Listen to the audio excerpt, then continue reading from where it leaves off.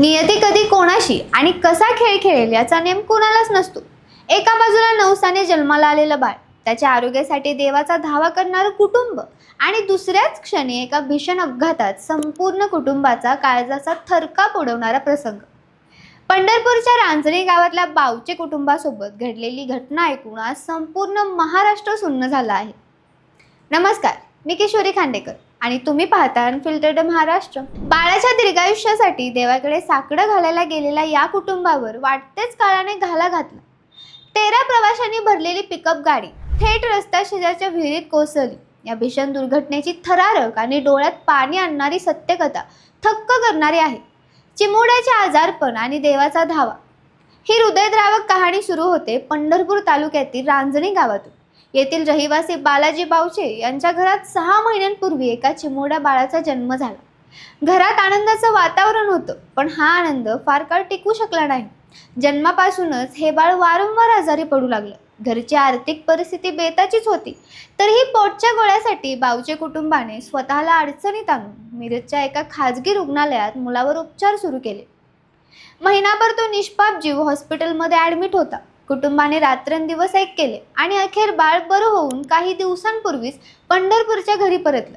सध्या अधिक महिना सुरू असल्याने आपण देवदेव केले तर बाळाच्या तब्येतीला आणखी आराम मिळेल आणि त्याला कोणतंही संकट शिवणार नाही, या श्रद्धेने कुटुंबाने देवदर्शनाचा निर्णय घेतला। संपूर्ण कुटुंब अत्यंत आनंदाने म्हसवडच्या सिद्धनाथच्या दर्शनासाठी रवाना झाले। सिद्धनाथाचं दर्शन घेऊन हे कुटुंब अत्यंत आनंदाने आपल्या घराकडे परतत होतं। पिकअप गाडीमध्ये महिला आणि बालकांसह एकूण 14 जण स्वार होते। रात्रीची वेळ होती, रस्ता शांत होता। गाडी म्हसवड पंढरपूर मार्गावरून वेगाने पुढे जात होती, पण तांदुळवाडी गावाच्या हद्दीत अचानक काळ प्रसवला। या मार्गावर रस्त्यालगतच एक मोठी विहीर आहे। दुर्दैवाने या विहिरीला कोणताही संरक्षण भिंत किंवा काठडा नव्हता।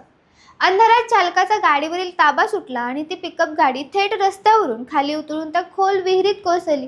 एका क्षणात अंधाऱ्या विहिरीतून किंकाळ्या आणि रडण्याचा आवाज येऊ लागला। 13 प्रवाशांसह एक ड्रायव्हर असे 14 जीव होते पाण्याच्या डोहात मृत्यूशी झुंज देत होते। अपघात झाला त्या भागात रात्रीच्या वेळी सामसूम होती, मात्र गाडी विहिरीत कोसळल्याचा प्रचंड मोठा आवाज झाला। नेमके त्याच वेळी तिथून जात असलेले इरफान मुजावर आणि नीलखंड चौगुले या 2 तरुणांच्या कानावर लोकांच्या किंकाळ्या पडल्या। परिस्थितीचे गांभीर्य ओळखून त्यांनी क्षणाचाही विलंब न लावता विहिरीच्या दिशेने धाव घेतली। विहिरीत डोकावून पाहताच तर काय, गाडी पूर्णपणे पाण्यात बुडालेली आणि लोक जीवाच्या अंकाताने ओरडत होते।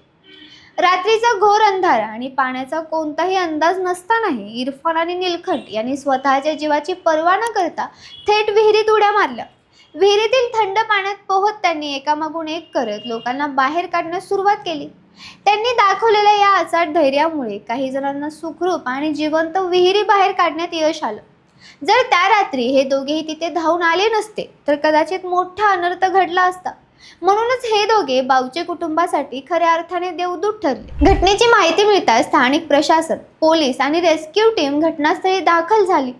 क्रेनच्या साहाय्याने विहिरीतून मृतदेह आणि ती पिकअप गाडी बाहेर काढण्याचे कायम युद्धपातळीवर सुरू झाले, पण तिथे उपस्थित असलेल्या प्रत्येकाच्या डोळ्यात पाणी आणणारा आणि काळीज हेलावणारा एक प्रसंग घडला। रेस्क्यू करणाऱ्या एका तरुणाने नंतर माध्यमांशी बोलताना सांगितले की आम्ही विहिरीत उडी मारली कारण आम्हाला पाण्याच्या वर एक छोटंसं बाळ तरंगताना दिसलं। होय, हेच ते 6 महिन्याचं बाळ होतं, ज्याच्या आरोग्यासाठी हे कुटुंब नवस फेडायला गेलं होतं। दुर्दैवाने जेव्हा त्या बाळाला पाण्यातून बाहेर काढलं तेव्हा त्याचा श्वास थांबला होता। ज्या बाळाला वाचवण्यासाठी आईवडिलांनी महिनाभर हॉस्पिटलचे उंबरटे झिजवले, तेच बाळ या अपघातात देवघरी गेलं होतं।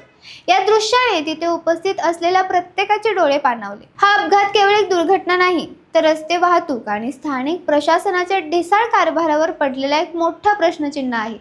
रस्त्या शेजारी असणाऱ्या विहिरींनी संरक्षण कठडे का नसतात?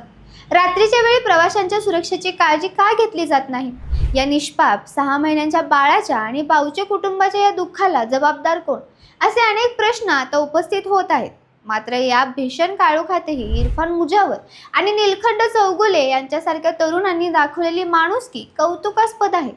त्यांच्या धैर्यामुळे आज काही जीव वाचू शकले। या भीषण अपघातात प्राण गमावलेल्या निष्पाप जीवांना भावपूर्ण श्रद्धांजली। जर तुम्हाला हा व्हिडिओ आवडला असेल तर चॅनेलला लाईक करा, शेअर करा आणि सबस्क्राईब करायला विसरू नका। धन्यवाद।